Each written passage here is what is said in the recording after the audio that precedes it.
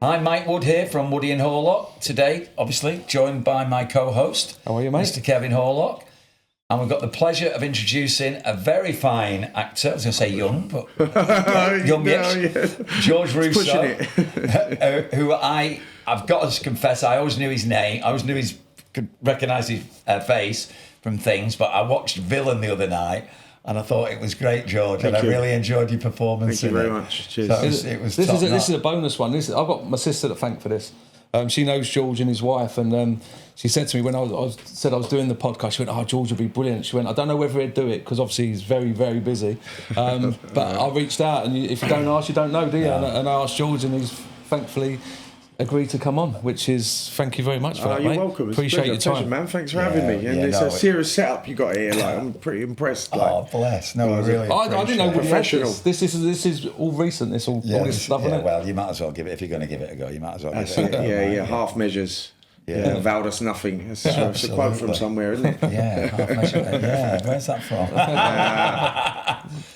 So I'll just point out to the viewers, we are actually all in recovery on a 12-step program in various fellowships. Well, mine's various.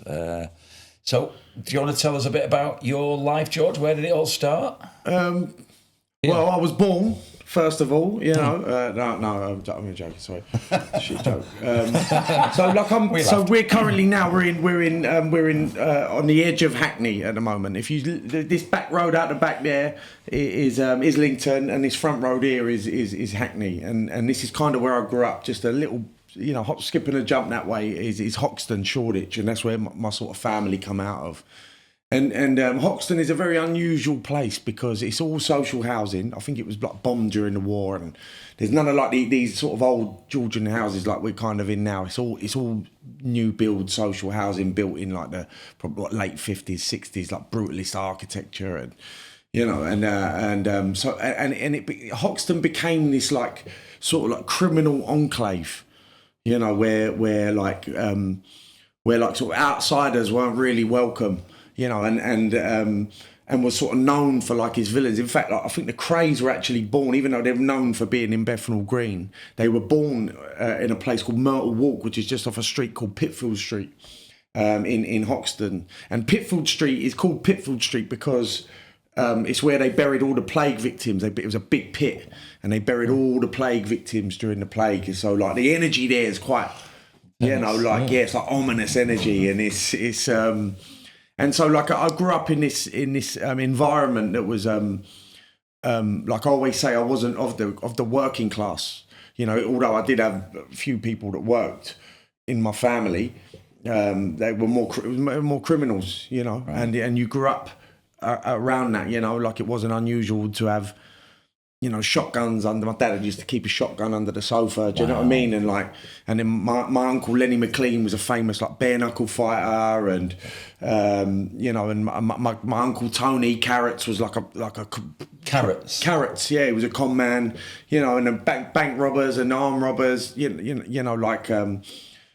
Like armed robbers were like revered, My mum was a shoplifter, what they call a hoister, professional shoplifter. My nan wrote a book called Gone.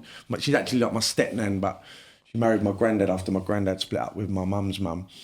A woman called Shirley Pitts, and she wrote a book called Gone Shopping. And it's a really good book actually, and because that's what she used to say when she used to go out oysting. They'd say, "Where's Mum?" She'd say, she'd gone shopping. And she'd go up down the West End and like where Disguise is. And she's got all like amazing stories where like, they should be chased by like the store detective, and she'd like pretend to be a mannequin, as he walked past, and but they'd go and like steal for on order, like fur coats and designer outfits, and that's how like a lot of us in the East End could afford to wear nice stuff. It was literally off the back of a lorry, The jump up, I think that's where that comes from. The jump up, like hijacking lorries, was a like what my dad used to do. He was break into warehouses and rob furriers, because there was a lot of furriers around here. Big like the garment industry around like Hackney and East London, And so I just grew up in that environment, and this is kind of before like all the drugs came along really. Like my dad's generation were like pills and blues and all these sort of things, you know, like more like, you know, and speed. I think we were talking about that earlier, like speed. What year were you born, George? That'd be telling. Let's just say it's. Can we not Google it? It's not the one they've got for me. Is not accurate. All right. But let's just say that I grew up during the 80s. During the 80s, all right, and and so like and sort of during that period actually is when like the heroin started to come in. You know, cocaine wasn't really like a big thing then. I don't think. I think cocaine came in a little bit later as a more like a drug that was accessible for like normal people, working class people. You know, I think it was like an elitist drug. But heroin started to come in, I think, like late 70s, early 80s, and that's the drug that sort of like decimated the area. Yeah. Because all the young chaps that would normally like neck a few pills and do a bit of speed, this new gear's about, and they're like, let's have a try of that. And little did they know that it whole lot of trouble. What was school life like for you? You good at school? Yeah, I was always really creative, you know. So I was obsessed with you know, like from very early on, obsessed with films actually. And like kids now, I guess they go on YouTube and go on the internet, and they got Netflix. Obviously, we didn't have any of that. What we had was the video shop.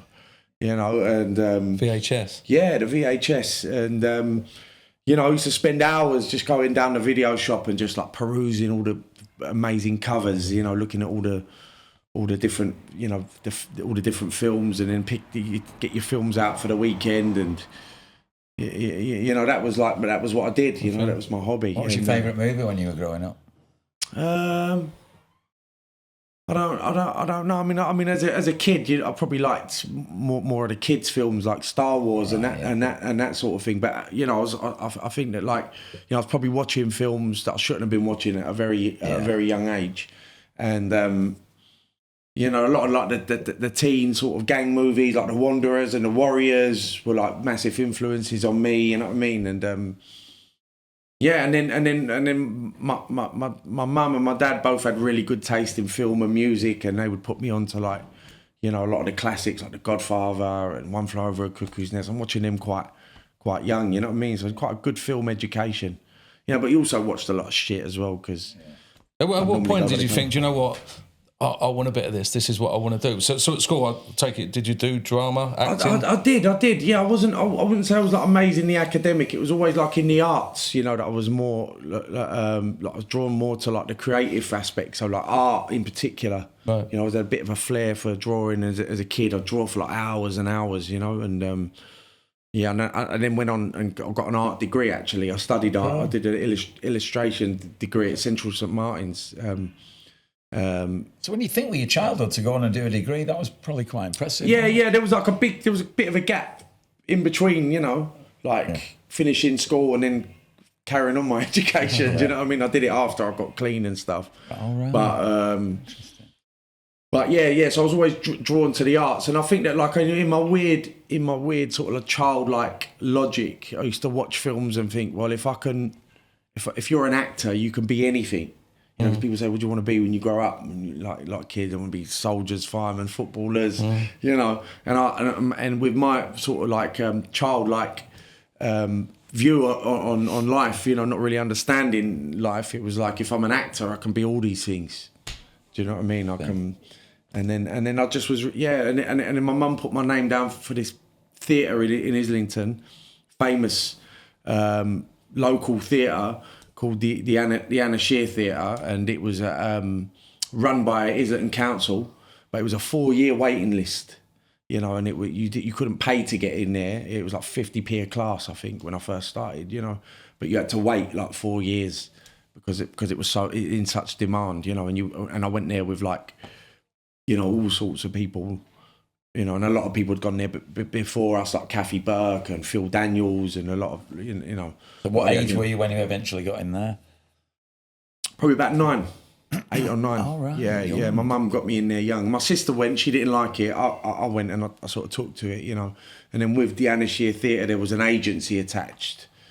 And that's how I sort of got my foot into acting, you know. How cool. That's young, isn't it? Yeah. So what did that look like then? So the people out there that won't know what that theatre school entails? What is that? And So first of all, you'd start going like after school once a week. Wow. And it was like really busy, you know, like I said, it was like really like in high demand. So like the place was like full up, and as you walked in, you sort of felt this energy, you know, like you just knew this was like a special place, you know, and it had this vibe to it. And so there were like the after school classes, but then if you had a little bit of a flair, basically if Anna Shear sort of liked you and thought you were any good, or there was another teacher there called Bernadette Burdis, and she's her brothers are Mark and Ray Burdis, who did like Love, Honour and Obey. I don't know if you know those films, like an Operation Good Guy, and they're like actors, producers, writers. Anyway, so Bernadette was teaching me, and she obviously thought I had a little bit of a flair, and somehow I ended up in what they called the young professionals, and that had an agency attached, and then they would start sending you for like auditions, you know. And I think I got like the first audition I went for, you know, so it was just all like synchronicity, do you know what I mean? What was that? What was your first audition? It was a radio play, actually. I remember the name of it. It was called Shambolic Rainbow, and it was with my mate, who's a well-known actor now, Neil Maskell. He does loads of stuff. He's a brilliant actor. And it was me and him. I don't know if it was his first job. It might have been his first job as well, but it was a radio play. Used to do radio plays back then. I don't know if they still do them. I think they do. Radio, sometimes I'm on the radio on, yeah. Yeah, so you'd go to like the British Broadcasting House, the sort of like the top of Oxford Street, and my first job. And then pretty soon after that, I think I got like an episode of The Bill or something like that. And, how old were you when you were on The Bill then? I was young, about 10 or 11, something like that, yeah. That must have been a bit older. Cool. I might have been a bit older, 12 maybe. Just started secondary school. Because The Bill was massive, wasn't it? Bill was a big show. Yeah.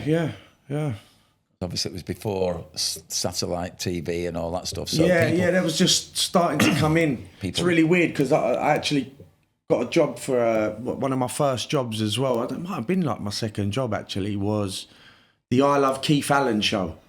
And Keith Allen is Lily Allen's dad. And it was his show for B Sky B.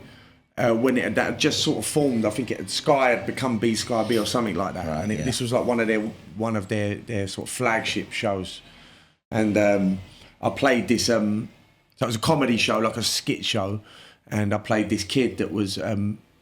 It was when like the dogs were like Dangerous Dogs act, and the dogs were like had mauled a child, so then it was, you know, the newspapers would whip us all into a frenzy about dangerous dogs. And his skit was about Rottweiler racing. So it was like a parody of like greyhound racing, but it was Rottweilers. And instead of a rabbit going round, it was a little baby. It was terrible. And I played this boy that would rile up all the Rottweilers, and they'd give me like one arm, and because he'd been ripped off by a Rottweiler, and I'd go in and whip all the Rottweilers up, you know, and get them riled up before they race. And then I worked with him not long ago on one of the Foot Soldier films, and Keith Allen, and I reminded him of it, and he remembered actually, so it was kind of nice full circle. He's a character, isn't he? Yeah. Oh, he's proper. He's a legend, isn't he? Yeah. Absolutely. Is he Fat Allen? And they call not Fat. What do they call him? Fat Les or something? Oh God, I don't. Didn't he sing the song Vindaloo? Didn't he? Oh yeah, he did. Football song. Guys, I know the song. Yeah, I think that's him. I think that was his. I don't know. Fat Les. Yeah. And his daughter's done pretty amazing. He's done all right, isn't she? Yeah. And his son's. It's funny that the theatre school is a bit like in a football academy. So I always try and relate things to football because that's what I know. It's like a football academy, in it, where you're getting them ready. It's a young age to go into. Yeah, but this was slightly different. So it wasn't really a theatre school. You went there after school, and it wasn't like formal training like you would get at a theatre school, like singing, dancing, tits and teeth, you know, like jazz hands. It wasn't any of that. It was all improvisation based. Right. So you would go there and you would just do like lots of improv. So she'd give you like a first line, and then you would just act it out. And we used to write like plays that were all improvised. So it was all like thinking on your feet stuff. Yeah. Do you know what I mean? And it prepared you for the acting world really well. So if like you ever went off script or anything, you could just like, you were used to it. It's mad, like, because when I was young, I did drama at school for a little bit. I felt so embarrassed doing it. You get that. It's mad. Yeah, I did. Yeah. But did you get nervous playing football? Yeah. And I say to the players I work with now, I think nerves are good. But it just become normal when playing football was sort of my safe place. But like doing drama in school, people looking at me, I hated it. And then trying to be someone else, I just really struggled with it. I find it easier acting than doing what we're doing now. Really? Much easier. Because I can hide behind something like this is me, you know what I mean? And so it's like, oh fucking hell, you know, you're gonna find something out about me, like, and you know, so I don't know what, not that I'm hiding anything, but do you know what I mean? It's like you feel exposed, like emotionally exposed, you know. I'm completely opposite. I did acting lessons for 3 years and I was crap. Really? With a girl called Karen Henthorne. I don't know. She's Julie in EastEnders at the moment. Right. I was pretty bobbins, yeah. Yeah. The only parts I did all right with were I played an alcoholic once. She gave me an alcoholic bit. My name's whoever. Was that easy? I was just a share in a meeting. Yeah. And then the other one was the bit out of This Is England. Right. When it was, what's the little Scouser called? Steve Graham. Yeah. Trying to get out of Nick and he's trying to tell him how he's changed his life round. And I did all right with that. Okay. They were the only two bits I did all right with because I identified them with stuff that I'd been through myself, you know. Everything else, like, I was pretty crap. Yeah. But it's like anything, you know. You sort of get used to it, and like the nerves, I get nervous before every anything, you know what I mean? Any sort of acting job, no matter. Like yesterday, I did a little something, and just the nerves are always there, you know. And I think you just get used to dealing with them. Yeah. Do you know what I mean? Like I heard Customato, you know Customato, Tyson's trainer. The old guy that trained Mike Tyson. Right, all right. Him talking about the difference between the hero and the coward. He's like, there's no difference. They both feel the exact same thing, you know, but the hero goes out and delivers, does the business where the coward runs, you know. So it's like, you know, fight or we flight. all feel it. Yeah, we all feel it. It's just the way that you deal with it. And I think with nerves as well, is like having like a recovery program has actually really helped me deal with nerves quite a lot because, you know, it's about surrendering, handing over, and like, you know, your will, not mine. Yeah. When did you first realise or have a problem with? Was it drink you first had a problem with? Well, or? you know, like there's always a lot of. It's really weird because I should have never really touched a drug. Because my dad ended up on drugs. You know, he was selling them, and then he ended up addicted to them, and you know, and I hated it. Like, is he not with us anymore? My dad died about 2 years ago now. Oh, okay. And like the drugs sort of, you know, ripped my family apart. You know, and I never wanted to be like him. Like I was determined never to be like my dad. You know, but like it's really weird. I just ended up just like him. You know, different drug. But yeah, pretty much the same. Was alcohol was that your first challenge? Like, and I noticed as well that I'd kind of drink a little bit differently than everyone else. I would always drink to complete excess, blackout, do embarrassing things. I remember like I remember I was about to shoot the bill actually. I don't know, because I did the bill quite a few times, but I took all my clothes off at this thing and cut all my head open and was swearing that to hold me down, like in kind of blackout. But I remembered it. Yeah, like the next day, I pretended like I didn't remember. And how old were you there, George? Oh, I was young, 12, something like that. You know. Yeah, and like, you know, and it really made a spectacle of myself, and that was a pattern. I always drank to blackout every time I drank, and couldn't moderate. Even like with the puff, you know, started puffing. I remember like puffing, I think it was, you know, like round here and throwing up, you know, I puffed till I was sick, but it never stopped me. Never stopped, I persevered, you know. Well, you must have been a talented actor to come through that and still, because, you know, I would see a lot of people. I mean, I don't know if kids are actors, you know, I don't know if kids can be actors, you know yourself, you know, it's an art form. And I think as a child, you're just a child performer. You just say the words convincingly, but with being an actor, there's a process. Do you know what I mean? So there's an actual process behind it, and I don't think you can grasp that or develop a kind of a way of working until you're mature enough to. And I think as a child, you're just going on instinct, and instincts are good. You know, it's like football. I guess some kids have got good instincts. And then you can sort of nurture that and develop that. And I think it's the same for actors. You know, you might have that initial instinct, but you have to develop a process that works for you. That first time, did that have consequences? Where you cut your head and took your clothes off? Did that anything come of that? Not really. I was just more embarrassed. I was too young. You know, I was too young for it to have any real consequences. You know, but later on, started to see the consequences, and it took a while. You know, it took a while before it became like problematic. And how old were you when it? How did it become problematic? So like boozing and the puff, like drink was a big part of it. It was always there, but it wasn't the thing that I would like go to. Like if all the gear and everything ran out and I was just left with alcohol, I'd want to just drink and go to bed. Right, yeah. I wouldn't want to carry on. I know people, mates of mine, that would just carry on boozing, you know, and get more booze and carry on. For me, if the gear had gone, what was your drug of choice then? It was cocaine. Cocaine. Yeah, that was the one that really sort of done, you know, hit the spot for me. And yeah, you know, like I don't know, like people say, are you born an addict? Do you think do you think that it's passed on, you know, through generations? You know, you'll have people that will say it's a family illness, you know, that they've got other members in the family. Maybe there's a bit of truth in that. It's funny because I'm a great believer that you know, my mum and dad both had addictions. Yeah. My dad was alcohol, my mum was prescription drugs. Right. But then we interviewed a guy yesterday, and he was convinced that there wasn't any addictions in his family. I never seen my mum and dad drink ever. Really? Yeah. I've never seen my dad will have a shandy maybe, but never drank. I think my granddad was an alcoholic, but I don't remember seeing him drinking. So I've never really seen it myself. It's interesting, isn't it? Yeah. You know. So my mum liked prescription pills, but then she dropped them at a certain point and never touched them again. And obviously my dad, you know, was an addict, and but my theory on it is that like I don't think we're born addicts.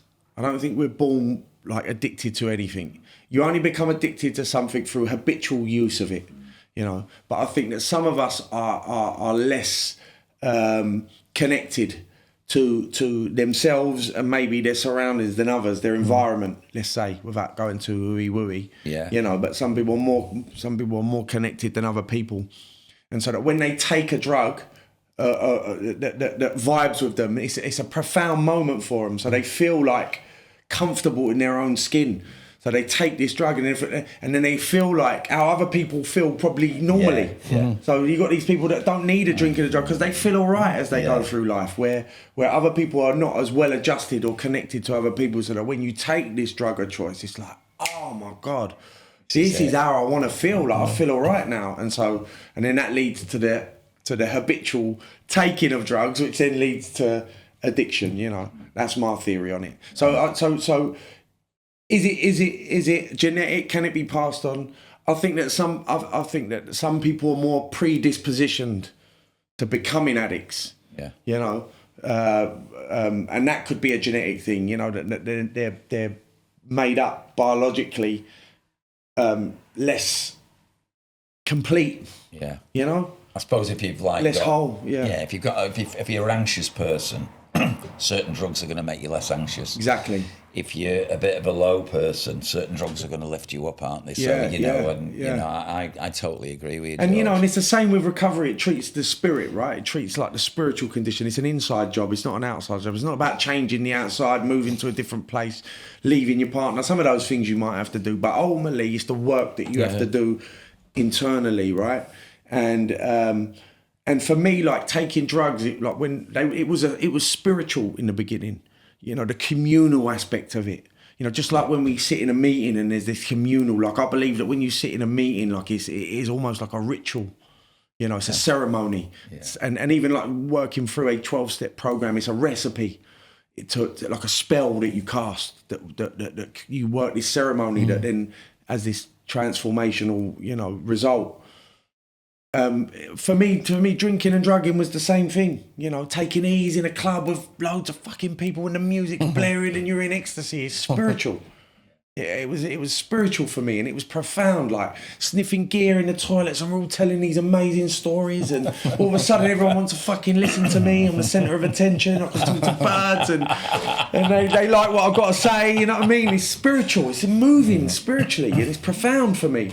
Where I know people that didn't even need a drink and they can talk and hold the room and chat to girls. Do you know what I mean? They just got it. Yeah. And so it was always for me looking for this thing deep inside, and I think that unless you fix that inside, you know, which is what you have to get from a program or some sort of, you know, practice.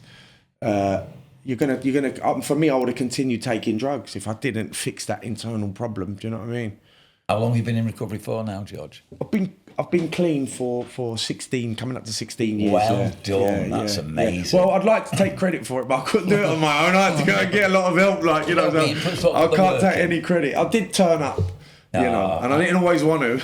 I know. I was very scared of the man that was helping me, you know, and he was a very intimidating gentleman. And your sponsor. Yeah. He was an interesting man. And I was like, I better not upset him. And no relapses? No relapses. Oh, that's impressive. No. I've relapsed in there a few times. Yeah, I've gone a bit bonkers a couple of times, you know. Yeah. And because like they say, it's like a program is like a day at a time sort of thing, isn't it? Definitely, you know, and you only get a day off. It's a daily reprieve, you know. I did 15 years and then relapsed. Yeah. One stupid night. And I relapsed. My wife left me. But I didn't relapse because she left me. I relapsed because I'd stopped going to the meetings. Right. So did your wife leave you and then you relapsed? Yeah. It was a bit messy. It would take me ages to, but basically she'd had enough of the marriage. Right. I thought we were amazingly happily married. Yeah. I got very, very upset, but I honestly say I didn't have a sponsor at the time. I drifted from my sponsor. I truly believe if I'd been in the middle of the boat when it happened, I wouldn't have relapsed. The great thing is, excuse me, I put a lot of work in for many, many years, and I just knew to get back in. Yeah. So it was like I just had one stupid fucking night. Right. And then, do you know what, George? I knew it was going to be a nightmare, Yeah. but I did it anyway. Yeah. That's the insanity of it, though, isn't it? Yeah. You know, even though we know like the certain consequences of what's going to happen, somehow you delude yourself and trick yourself that it's going to, and then you're like, oh, what have I done? I always say like the last words for people that are about to relapse is like, I'm not doing meetings, I'm not working a program, but I feel all right. I feel all right. I don't feel like using, they say. Yeah. And I always say, you know, when you feel like using, you know what you're going to be doing, don't you? You're going to be using, mate. You know, you won't be at a fucking meeting. You're going to be, you know, and you won't. I will call your sponsor if you feel like using. You ain't going to be calling your fucking sponsor when you feel like using. There's only one person you're going to be calling. And it's not your sponsor. Well, I always remember I go with I'm still a 5% twat. Yeah. Or I'm a 5% addict or whatever you want to call it. And if I ever think I'm not, then I've got a problem. Yeah. Just so 95% not bad these days, but I've got this 5%. And it's funny because me and George have been driving down here today. A couple of little things happen and I still get it. You know, somebody had the horn on the for 2 or 3 seconds. I felt like getting out of the car, dragging him out of his car and smashing his head in. Yeah. But of course, I'm never going to do it. No. And then eventually, after 3 seconds, I'm saying a prayer for him. Must be sad to be so angry. Yeah. We're in a traffic jam. No one's going anywhere. Say a prayer for him. But the first 3 seconds... You wanted to punch his head in? Yeah. Okay, dickhead. You know, but that's what it's all about. Yeah, and you know, like it's progress, not perfection. Of course. And I'm never going to be perfect. I tell you, like, you know, what is it we say? We're all here because we're not all there. You know, and it's so true. You know, I don't go to these meetings because I'm really well. I'm not in recovery because I'm really well. I'm in recovery because I need it because I'm bonkers, and I'll go bonkers quick. You know, I regress very quickly if I take my foot off of my spiritual practice. You know, I need a rigid spiritual practice in place because naturally I'm like a fucking undisciplined so-and-so, you know what I mean? And I'll just go, I'll stay up all night, eat shit, fucking, you know, watch shit. I'm off the rails. So, like, having this, like, rigid spiritual sort of way of life is like I need it. What does that look like? Because obviously my sister is the one that gave me your contact, and she always speaks so highly of him and says, "Oh, he's unbelievable. He works. He's got an unbelievable program." And obviously me being a lot newer into the fellowships as used to, I used to think, what does that look like then? What does that actually mean, working a really good program? What? I don't really know. I gave her that idea, and I'm only joking. You just do it, Kevin, then you get, like, you know, for me, you know, and I'm pretty confident George will agree with me, I'm like still bordering an atheist, but I feel I've got a God inside me, whatever that may be, to just behave nicely, treat people well, and not be angry with people, not want to beat people up. Yeah. Show them. So again, I relate everything to football. So when my sister and I, he works an unbelievable program. I'm thinking like in football terms, warm up. Have breakfast. It's kind of like that, yeah. I think that like there's stuff that's outlined in a certain steps that are guidelines suggested for us to stay on track, and that's nightly reviews on awakenings, working a solid step 10, carrying a message in meetings, sponsoring, that sort of caper. I don't do that stuff because I'm really like a really spiritual, well person. I do it because I'm not. Yeah. I'm actually like naturally not a spiritual person. I'm the one who wants to scream top of my lungs in the car and lose my shit and throw tantrums like a baby, which I did for years until I come into this program. Like I had no emotional sobriety, maturity at all before coming in. To learn all those things late. So you've got all that to come, Kev, as you go through this journey. Coming up for 2 years now. Yeah, I know, it's amazing. That's why I love doing this podcast. I get to meet people like Jules, like the ones we've done recently. Just listening to people. I want what yous have got. Well, if I could give you a bit of feedback, I know we're on the podcast. I did a meeting every day for 3 years. I was pretty fucked. And sometimes I've said maybe you need to up your meetings a little bit. Yeah, so right, there's a little bit of you get out of it what you put in. And you're doing great, by the way. Please don't think I'm minimising. No, what I mean. Yeah, and I've known people that are 10 years in, and someone who's in like 6 months that's more spiritually and emotionally healthier. Yeah. Than the person that's been around for 10, 11 years. You know what I mean? Yeah. It's like, just because you've been in for years doesn't necessarily mean you're well. I like 10 years in, I hit a brick wall. I went bonkers. You know what I mean? And I was probably like, so I know I was really close to using, but I was, my behaviour was just as wonky as when I was in active addiction. Do you know what I mean? And it's kind of a blessing, really. Because it means that I'm never out of the woods and I have to keep working it to try and stay closer to whatever that is, or to myself. I like what you said, actually, that it's in us. I believe that we are. God's a loaded word, so I don't like to use that word. I'm not whatever exactly that. I think we are whatever this is, experiencing it as humans. You're experiencing it as Woody. You're experiencing it as Kevin. This plant is God experiencing himself as a plant. We're all it. We're all from it. We're just having this human experience. The tree's having a tree experience. It's amazing. When I get somebody telling me, such a body will never change and such a body will never change. Do you know what? You've got a heartbeat. My sponsor told me that years ago. There was somebody I was, too far gone, and he went, have they got a pulse? Don't ever give up. And, I get emotional with that. And I learned from that. I thought, don't give up. Do you know what? I got that a little bit from the last podcast we did yesterday. I was thinking, like listening to the story, I was thinking, how have you got back? Yeah. How are you still here? I know. Like, we're quite resilient as humans, aren't we? He had 2 Rottweilers, by the way, in this house that he'd barricaded himself in. And it was a slum type thing. Well, it wasn't a slum, was it? They had puppies. And they had puppies, and he had the lot, and he was completely off his head. Pit bulls, weren't they? Pit bulls, You're not allowed to have them, they were illegal. Legal dogs, And he ended up getting chucked out of one of the roughest areas of Manchester because he was bringing that takes some doing of it. He was bringing the tone of the area down. Oh, wow. That's saying something, isn't it? It was powerful. Yeah. It was powerful, but what was your like? How come you got in the first place? What was your rock bottom?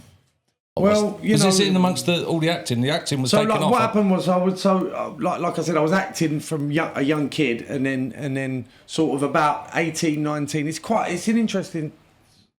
I don't know if it's interesting, but it's quite a long story. Yeah, definitely. So I don't know if I've even mentioned this before. I don't know, but a friend of mine was about 4 or 5 years older than me, and I knocked about with him, and he grew up. Like in quite a religious environment, like Pentecostal, Christian environment. And so like during our like drug taking years, the cocaine wasn't a thing at that point.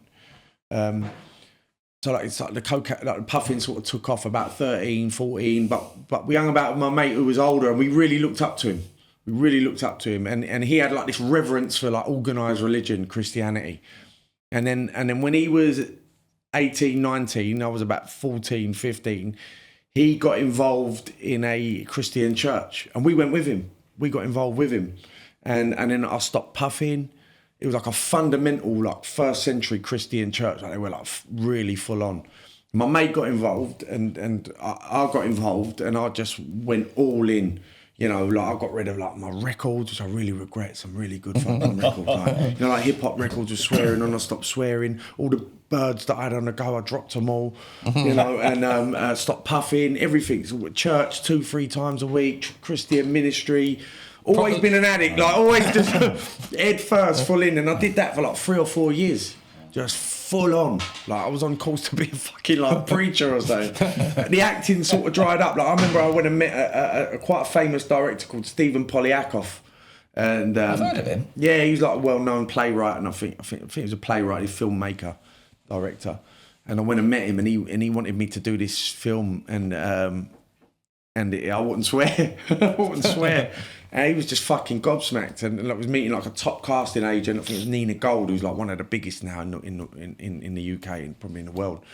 And I remember I'd gone to meet him for like the second audition, and I wouldn't swear. I wouldn't say the word fuck. What, refused to? I wouldn't say fuck, yeah, because I was a Christian, and he kicked me out of the audition. But so like anyway, like the acting work was sort of like drying up, and I was like, you know, when I was like at college and stuff like that. And then and then at about 18, like I just felt this like, you know, like just this pressure, like the girls and my other mates on the street were partying and drinking and going out, and like it was mainly girls really. Like I was drawn to the girls, you know, and I was basically celibate. You know, I was a teenage kid. I was celibate when you should be out like having the best time of your life, you know. And I just made this conscious decision to walk away from this organised religion. And it did two things for me, really. It fucked me up because, one, it made me think because I can't have, because I'm walking away from this organised religion, it's all built on guilt and fear, and that if you're not doing these certain things, you're going to go to hell, and it's all very shame-based, you know what I mean? I felt that I couldn't have a relationship with any sort of spiritual higher power or God. You know, and so I basically like parked the whole idea of any spirituality up because I didn't stop believing. I was still believed in this concept, this organised, you know, Christianity concept. And so like I parked that up, and then it also was like, right, well, if I'm not doing that, if I'm not going to be this good person, like I'm going to be this other fucking person. Like, so where's the? Mad, man. I went straight. So I literally threw the God stuff away, and then went straight round my mates. Overnight. Yeah, just went, gets a joint, like roll one up for me, you know, and he just rolled a spliff, and that was it. And they were like, by that time they was all sniffing gear, and I just got into the coke not long after. Like they was already well into it, so I was like playing catch up. It's so addict though, isn't it? Just for people who don't understand addiction, it's black and white. Do you know the weird thing as well? So we used to hand out these little leaflets, right? And the night that I decided to walk away from this religion. I was doing like, it was like a play night that Anna Shear used to do. It used to be called like, I think it was like one of her birthdays or this, she used to do this like festival of plays thing, but I was there and there was this girl, she was flirting with me and I thought, oh fucking hell, like it was just like the straw that broke the camel's back. And as I was walking home, like I knew that I was going to be leaving this church, you know what I mean? And at the time I was running like the fucking, like I was involved in the teen ministry, and I used to do like the Sunday school with the little kids, you know. And as I was walking back, I'm thinking, I know that like tomorrow I'm going to go in, I'm going to be with the kids tomorrow, and it's going to be my last day. One of them cards that I used to give out blew up at my feet. Okay. As I was walking down the fucking out, you couldn't make it up, honestly, like proper bit of synchronicity, you know, or like, I don't know. You got all this on any of your scripts? No, right? none of this stuff. So no one would believe it. They'd say it was terrible writing. This is a fucking shit idea. That never happened. But it did. It like blew up, like blew up at my feet, and I was like, wow, fucking hell, he's trying to tell me something.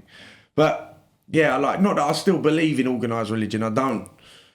But it just, you know, I think that like whatever this power is, and I'm no authority on it, obviously, and I don't really understand what it is. I think that like.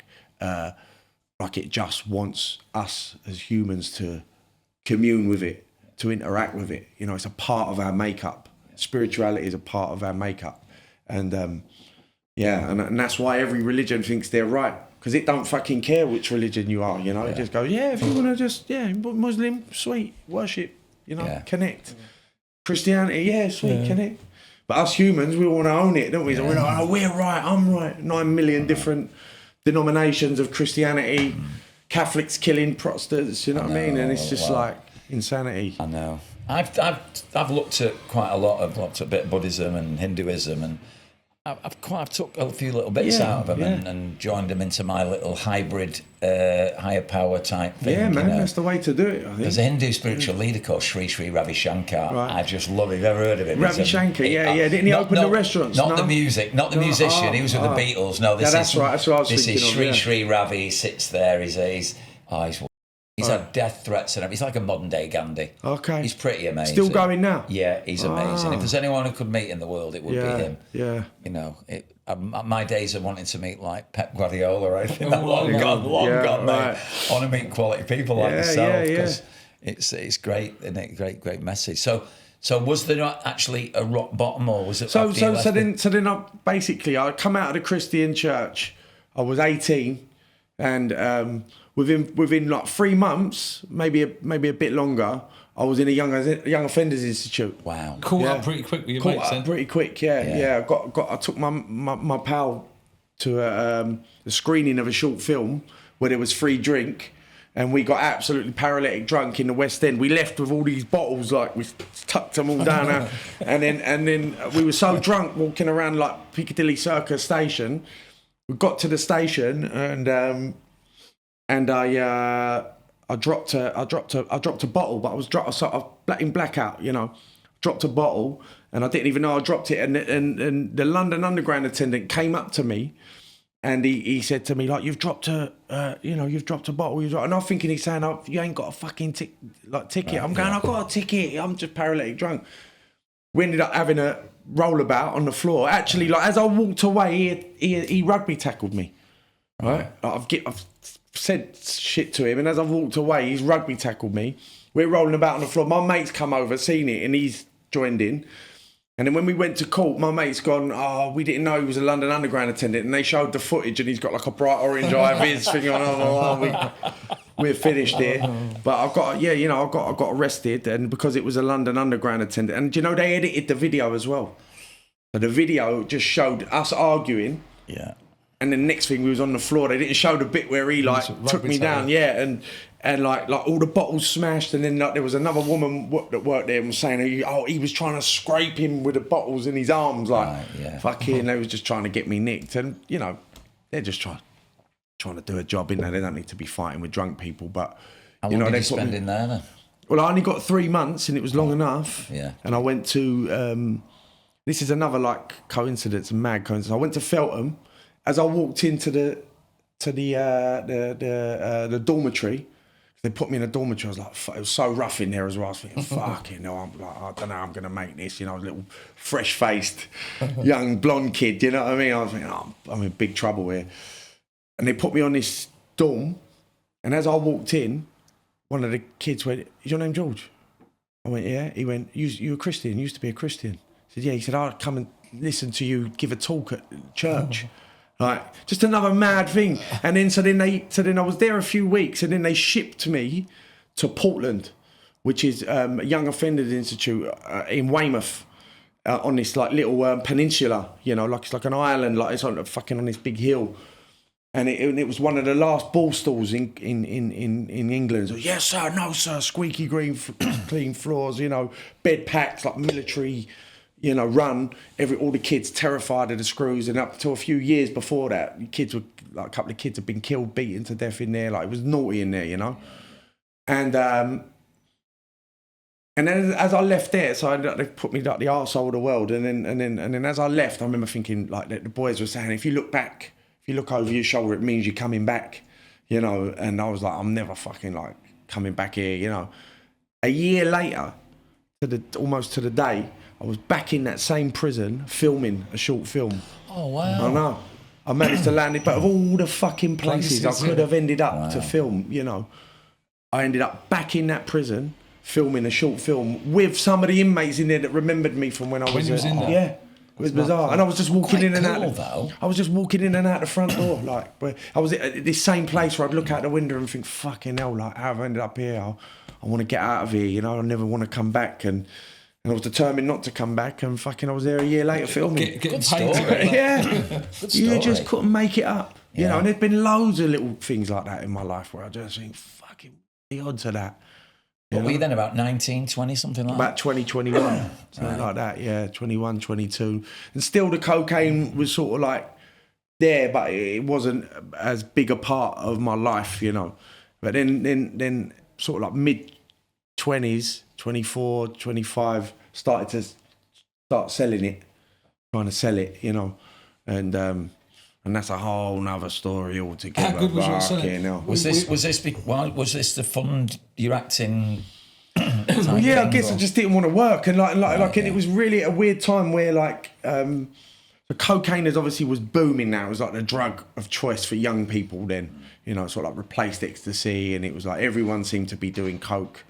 And I always feel that like the drugs go with the music, right? The music evolves. Like with the E scene, it was more like, you know, raving and One Love and a little bit like that. But then sort of like the coke started to come in, and it went into more like house and garage and people wearing suits and drinking champagne and giving each other dirty looks across the room, you know, and posing. It's like that sort of vibe, you know, the vibe changed, and it was like the cocaine was the drug, you know. Simon was saying that yesterday, wasn't he? Just the same about He said he was the worst drug dealer ever, though, because he said he'd just sniff it all. Yeah. So I was. worse. So at first I started to get like little bits, you know, and I would just sniff it. I just sniffed it up. Me and my mates would just sniff it all, you know, get in debt. We'd just manage to. I wrote a whole film about it, actually. You should watch it. It's called Turnout. Basically, like, it's autobiographical, you know, like, it's pretty much how it was. I look forward to that. Yeah. So my sponsor's hardcore, you know, when it comes to making amends, and you know, and he'd taken people through the work that had gone back and gone to prison over their amends. You know, they'd made amends and gone to prison over it. And I've been through the steps quite a few times, and one at a time, like second or third time I went through, there was some stuff that I'd done, you know what I mean, when I was younger, a couple of things, and I tried to make amends to them, and I called the police actually to try and find the victims, you know, and they had no record. So like there is and even though I'd confessed to this thing, you know, I didn't get nicked. So you rang the police and asked for... I did. I tried to say like there was this crime, this thing, and with this person got assaulted. Yeah, so I'm trying to find the person. Have you got a record of it? Because I want to make amends to them. Yeah, I'd done the same. I'd done the same, trying to find a policeman. Yeah, but I upset. Well, a bit worse than that. Yeah, I went into places like when my first time around, I'd like robbed from them and defrauded and stuff, and again, just so. Are we still acting? We're still doing acting jobs. I don't know what I should say. You're still doing acting jobs in the middle of it. Like kind of, but like the cocaine was just like taking over my life. It was just consuming me, you know. So it was a time where pressing cocaine became a big thing. Yeah. So what people would have always wanted it in a rock, you know, and so people were getting kilos of cocaine brought in. And then they would like turn 1 kilo, they would smash it up, and they would build these presses, and then you could turn 1 kilo into 3 kilos. So you know, all the stuff put in it. Fucking, you just bosh it up, mix it, and it'd be back in a rock. And like, and I was in like the epicenter of everyone that was doing that. So everyone was fucking making like shitloads of money. So in the beginning, when you just had a little ounce, you just sniff it, you know what I mean? But towards the end, you had so much of it, there's no way you could fucking sniff it all. Do you know what I mean? And and everyone around me was pressing it. I'd get it so fucking cheap, you know. It was just ridiculous. I remember the funniest one. My mates, they pressed it and it went pink. This coke went pink, but it was still like good gear. You know what I mean? It went pink. My mate, yeah, it was like Breaking Bad turn it, and they went, listen, look, you could just have it. You could just get like a 100 or 200 quid for it. They gave me so much of it. I'd be going out fucking like. People would go, do you want a line? They go, yeah. I go, here, have that. I go, what the fuck is that? I go, you know what I mean? Just, and they go, toilet and be sniffing, probably nicking loads of it. I didn't give a fuck, you know what I mean? So much of it. But, and then they had like another one where like it went, like the gear sort of went like Play-Doh. So you couldn't really sniff it. It still get you out of your nut, but it was like, fucking, it was weird. It wouldn't powder up. It was like wet, you know. Yeah. And they'd just go, just have it for that. Go, give me it, I'll have it. Like, lumps of it like that. You know? I think as far as getting in the shit with the old bill or anything, I actually think that people want people to be reformed characters. So I think after 16 years in recovery, George, you'll be safe. But, you know, like, and then I would stop selling it, not because I wasn't making money, because you couldn't lose money. It was because I was just getting in a fucking state, man. I would just sit and sniffing. I think at my worst, I was sniffing. I used to have a half-ounce personal a week that I would get through easy. But then I would be out with like my mates. So I'd like be laying them all on, and I'd be, here's a ticket, take it off the bill, take it off the bill. You know what I mean? And just be like, no. And all the money you got, just it was all cash, and you just spent it just being Charlie Big Potatoes. You know what I mean? So how did all that come to an end then? What? And were you still acting during this? Well, I was trying to. So the only thing really, any sort of like consistent creative thing that I was doing is I was writing a film, which then became Turnout, which is the film I said you should watch. Yeah, we will. I'm really proud of it. You know, took us years to write. So in the first draft of Turnout, the character was watching TV, a daytime talk show, and it was Kilroy. Do you remember Kilroy? Yeah. Long ago. And then like as the years went on, as you know, because it took us about 7-8 years trying to get it made. It was like Trisha, then Jeremy Kyle, you know. So we started writing it when actually my using wasn't that bad. Like if you'd have asked me when I was writing it, I'd have said, that was fucking, I'd lost my girlfriend and everything over it, but it got a lot worse. And like in the end, it was just fucking grim. You know, it was just grim. It wasn't a lot of gear at the end. It was like maybe a couple of grams a week, but any money you got. And were you in a relationship? I was with my partner. You know, who I'm still with now. Oh wow, that's quite unusual, isn't it, to come through that? Yeah. She sort of stuck by me, and we've been together 20 years. Wow. Yeah. Oh, fair play. Fair play. And in recovery, like I just you know. Was there a rock bottom for you, or was it? So what I believe in these moments of clarity. I call them like a window of opportunity, and I always talk about this. And I feel that, like, you know, you have these moments where your ego is stripped away, and you're able to look at your life without any sort of delusion or rose-tinted glasses. You can see it for what it is, you know, because the nature of addiction. What we believe is a lot of it centers in the mind, right? So your head will justify, you know, all sorts of bollocks and bullshit, you know, and that's why it's so important to write stuff down, put it in black and white, because you can't fucking like create a story and it was all right because this happened, and do you know what I mean? So like these moments of clarity, these windows of opportunity are often called as well the gift of desperation. They're sometimes called, and they would happen to me like I was always swearing off after every fucking session. I'm never doing that again. And sometimes I'd be using later that night, you know, or in a few hours later, never doing that again. Just get a couple of beers and a puff, whiskey, you know. And but these gifts of desperation, these moments of clarity were different. You know what I mean? And they would always happen when I was kicked out, normally by my missus, back here, back staying at my mum's, you know, in my old bedroom, staring at the ceiling. Always when I was skint, when I was on my arse. I never had a moment of desperation, a moment of clarity when I had Reddies in my pocket. Yeah. Always when I was like, you know, my ego was stripped away, and I'd be able to look at my life and think, what the fuck am I doing with my life? You know, and then I'd have this like different willingness, this different drive to, because willingness is a gift as well. Like that's a real gift that you can't buy, you know. And I'd have this willingness to want to change, and I'd fucking go to like the doctors, or I'd go down their housing. I didn't know about recovery really. Like I didn't know that was an option. I'd do everything but that. Went to a few meetings even. I remember going to like, but then what would happen is my girl would take me back. I'd get a fucking job.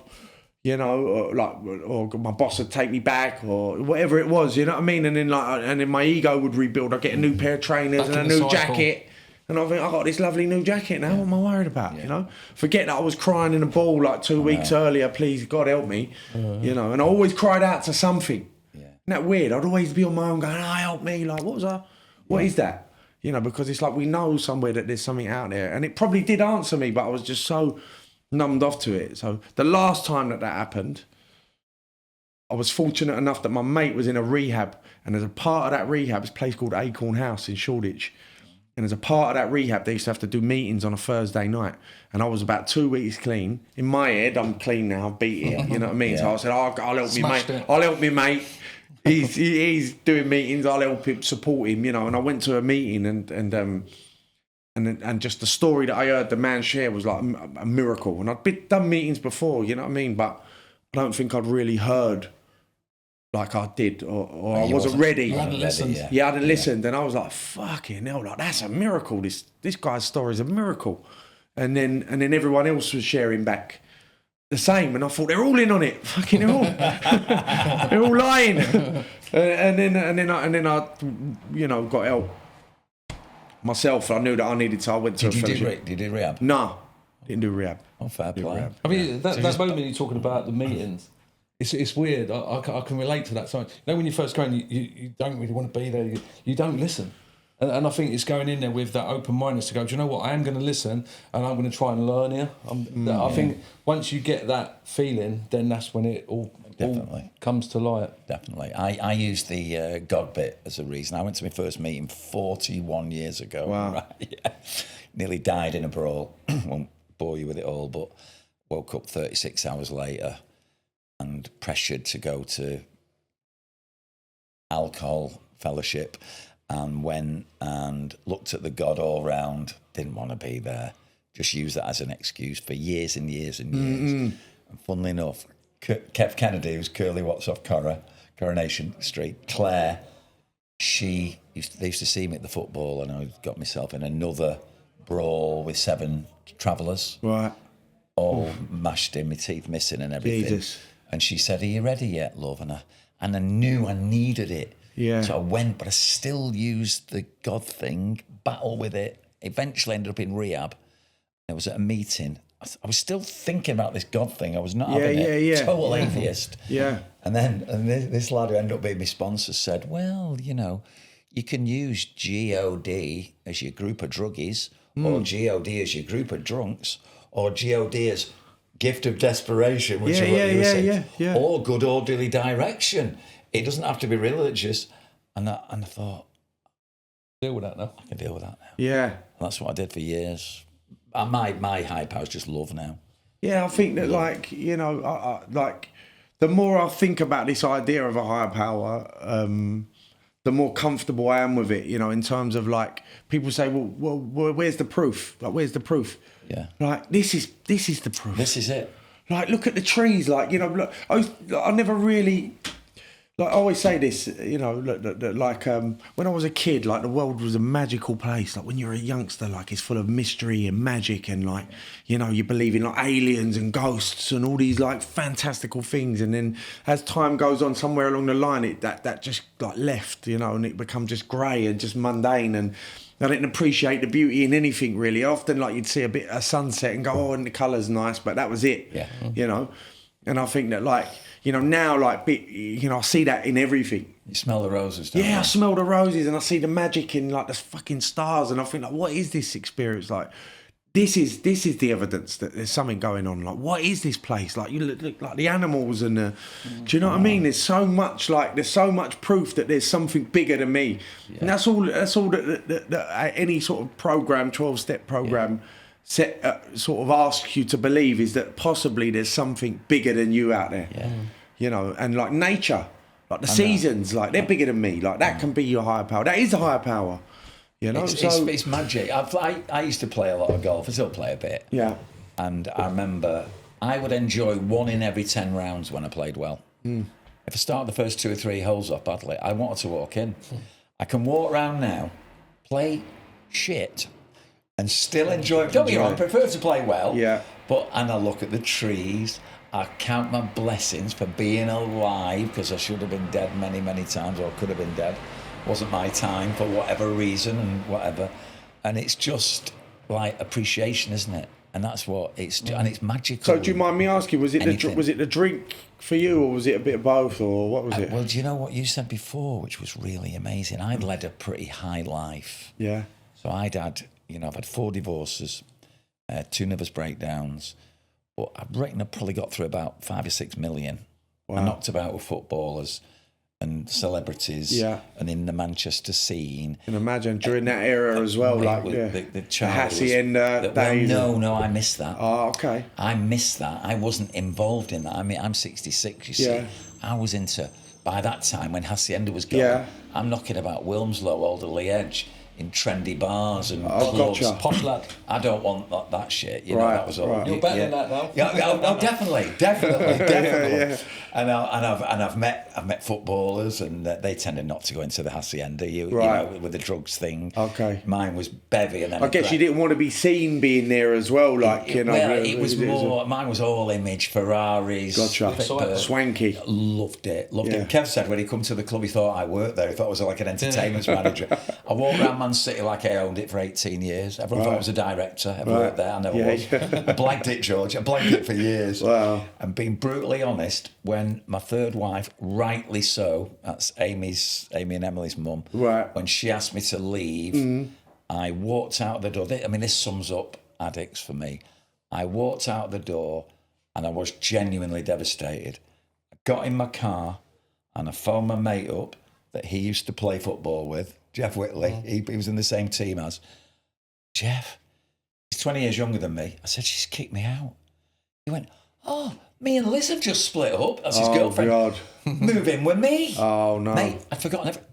I was out that night. We were at a party. Yeah. I was gone. Yeah. The family and everything, who I'd actually genuinely loved, gone. And that just, because that's the addict in me. And then in no time, booked off to Japan to the World Cup for 4 weeks and got through 22 grand just in drink in 4 weeks. Wow. Because I put it all on a card. I knew I'd spent 22 grand over there just on booze. And don't my ring doorbell. Don't worry. Just on booze. And then I came back, lived with Jeff for a bit, and I was sticking about £1 worth of gear up my nose a week. Wow. I was out on the bebby. I was getting in brawls. I'm knocking about with drug dealers. Bless them. Some of them are lovely lads. I still speak to some of them now. Yeah. No problem. They get a bad rep, drug dealers. Yeah. I was in the world. I was in a world. I was surrounded by some heavy duty gangsters, some villains, and and I've nothing against them. They're all great lads, and I've still got them. And if they ever want to change things around, I'm there for them. Get them on the podcast. Yeah, mate. Honestly, I love them. I still speak to some of them. They know who they are.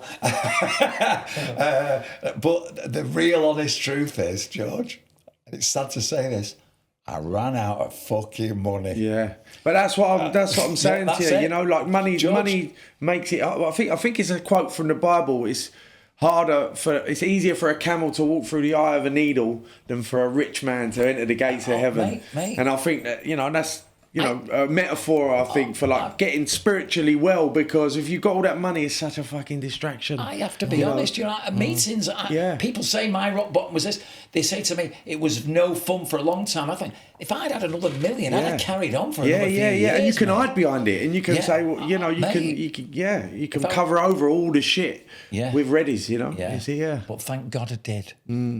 Eventually got myself in, and I did what you did, George. I just addicted to it. Meeting every day. 3 years, every day. Once I realised, oh God, I can be the group of drunks. Yeah. I was telling everyone, what it is, it's a group of drunks, mate. A group of drunkies. You don't have to be leaving God. It's like I'd had this spiritual awakening by actually, I was mental for about, I reckon, for 2 years, maybe a bit longer. I'm going round to all my old mates. Some of them like pro footballers and stuff. You're an alcoholic and you need... mate, George, I was a fucking... I was a bit evangelical as well with it. And I think I did a lot of damage, you know that? I think I scared a lot of my friends off. Yeah. And sometimes we just need to do it, don't we? Yeah, I just was like...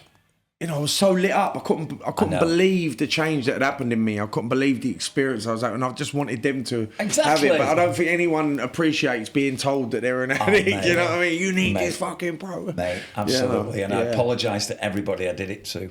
I did it to one of my mates, and he was a really well-known footballer. he wrote an autobiography about the same time as I'm going round, and he put it all in his book, you know.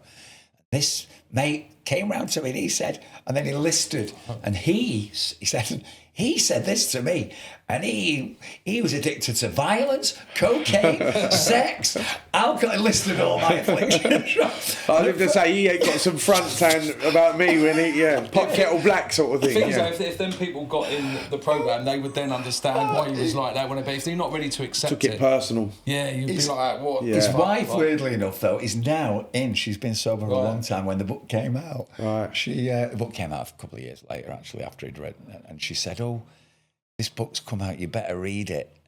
There's a bit in it about you." I said, "Does he name me?" She said, "No, but we all know it's you."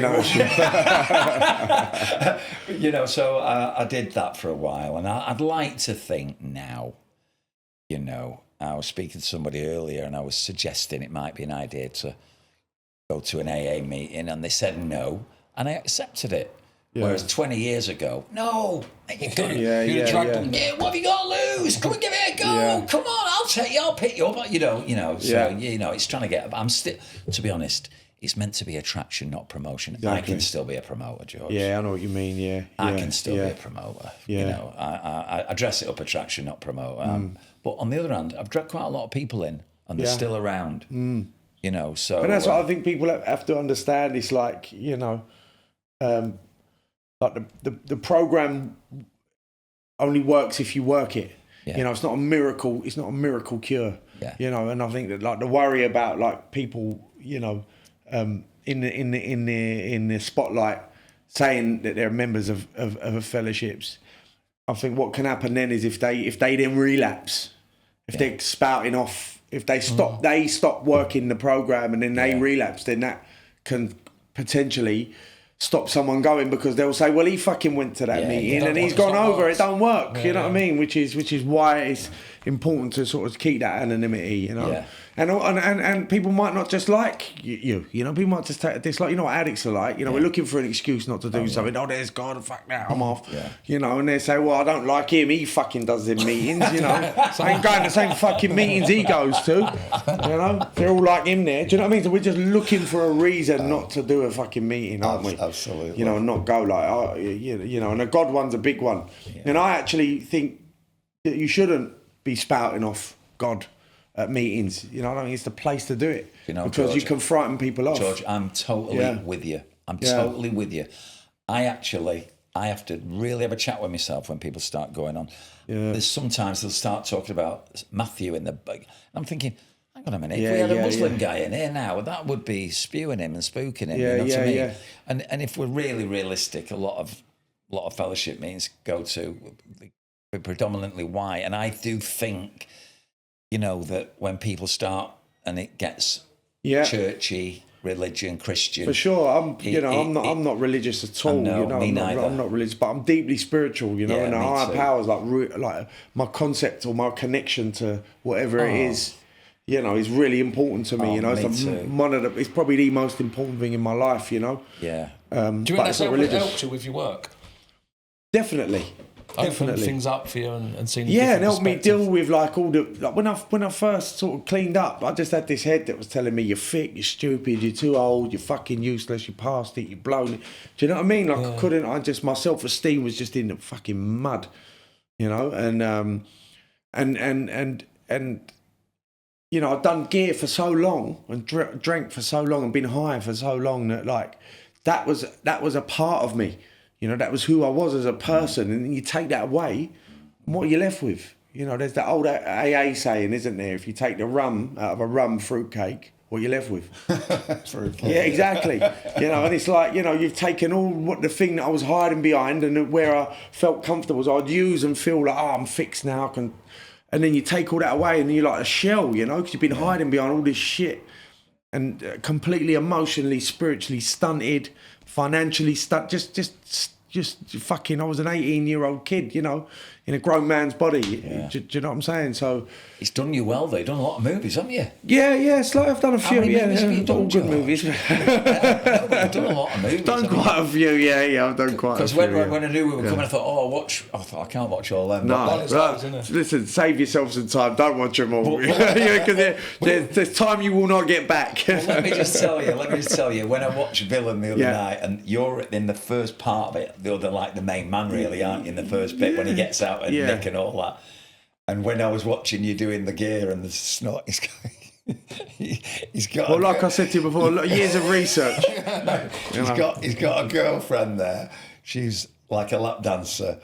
He owns the lap dancing bar.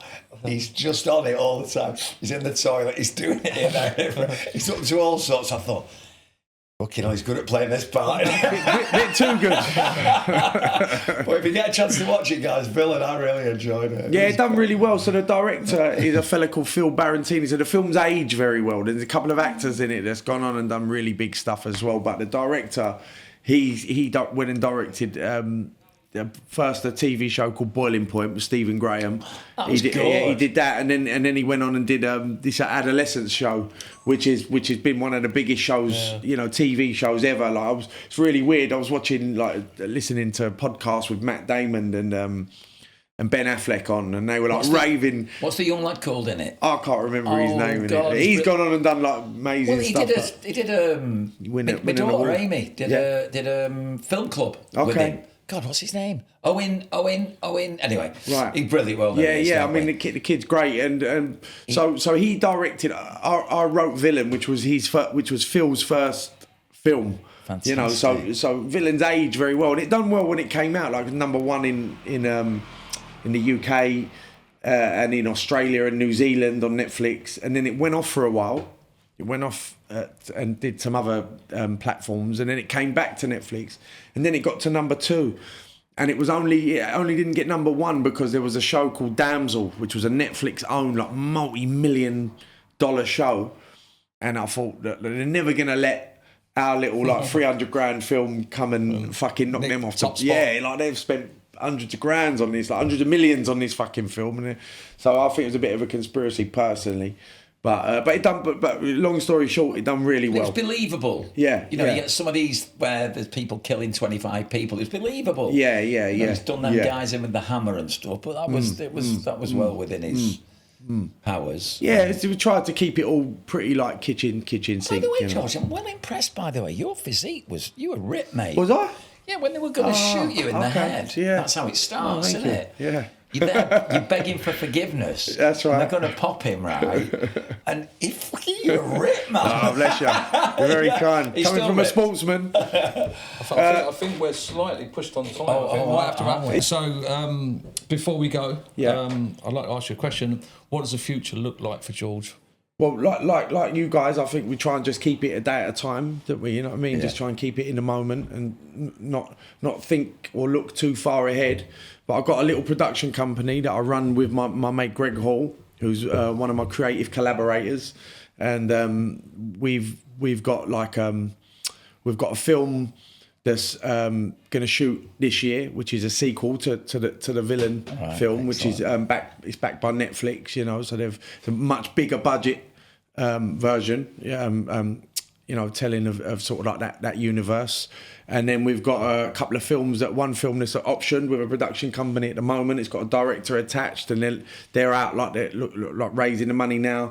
And then we've got another little film that me and my writing partner have written together. He's going to direct it, and I'm going to lead it, and that's hoping to shoot sort of later this year. It's like a smaller budget little project that we're working on. So loads of like writing projects, Exciting. plus a million other writing things. But they're the sort of things in the pipeline that are Living a quiet happening life this out year. in the country, away from Hackney, or you still? Yeah, I mean, I love coming to Hackney now because I can leave. I can go back home, but I really appreciate London now. But yeah, it's really nice where I am, and I'm doing some work up there with a drug and alcohol service up there. Oh, brilliant. In Somerset. So working with a criminal justice team up there, people coming out of prisons, and trying to sort of help them, clean up and sort their, get their lives in order.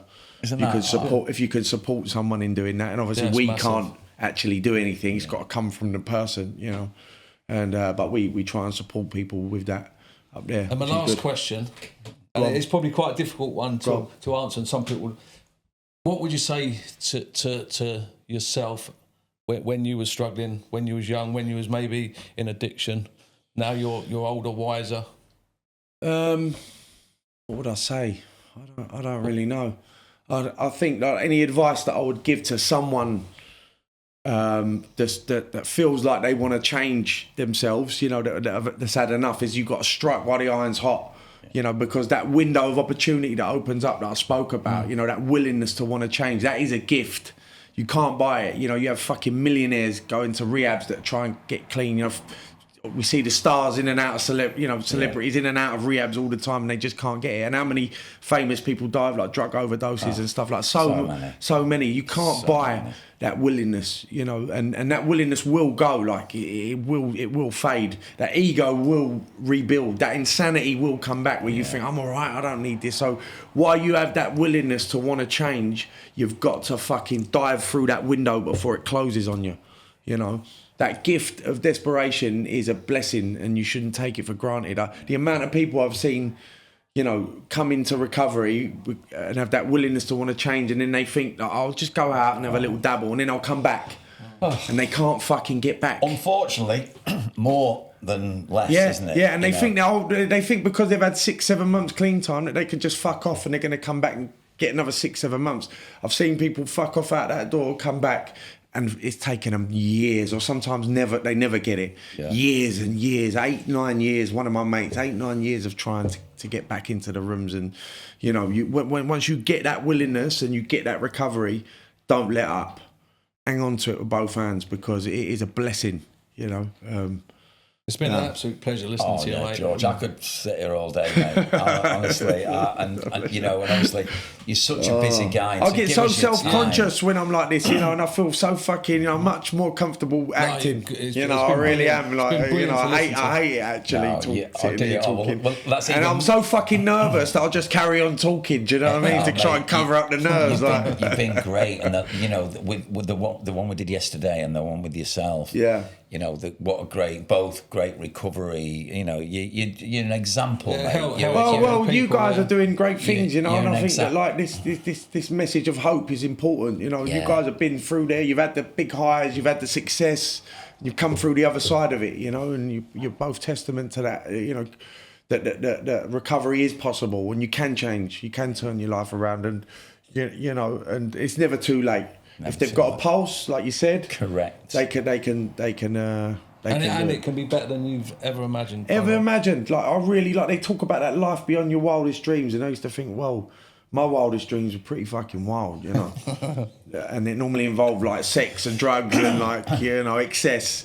But yeah, you know, and this might frighten some people, because it frightened me. Like the idea of normality terrified me. Like I never wanted to just be normal and conform. Like, and I remember I had a mate of mine, and he would say, well, now you're in recovery, what'd you do? And my mate's still on it, you know, partying. I thought, I've got to sell this to this guy now. This is my opportunity, like, to really sell this life. And I'd think, well, walk my dogs and I'll go to cafes and drink coffee. Like, I've been I'm ruining it. And then the penny dropped, like, for me, you know, that like I wasn't able to do that stuff. Just be a family man, sit on the sofa with my partner and be all right, you know, with my daughter, and go and walk the dogs. Like walking the dogs didn't float my boat, but now like walking the dogs, I look at the fucking trees in the sky and the layers of this onion. Like the world has more mystery and more magic. All that colour that I spoke about when I was young is back. You know, I see fucking the world is a vivid, exciting, mystical place for me now. You know, and recovery's enabled me to live all right in this world with the normal. You know, I don't need that other shit no more to make me feel alive. Well, I couldn't just feel alive in my own skin, just sitting drinking a coffee. That frightened the life out. If you told me that, to my fucking 22-year-old self, that I'd enjoy walking dogs and drinking coffee, I'd say bollocks. I want to dance on tables, drinking champagne out of the bottle with a load of Richards. Do you know what I mean? Like, but yeah, you know, yeah. That's brilliant. Yeah, George, I want to say it's been an absolute joy. And thank you. Nice one. Thanks for coming. Yeah, cheers. Nice one. Thanks, mate. I'll say if anything we spoke about today has affected you or is affecting you, there'll be numbers in the podcast notes. So please reach out. You ain't got to do it alone. Thank you. Right. Thank you.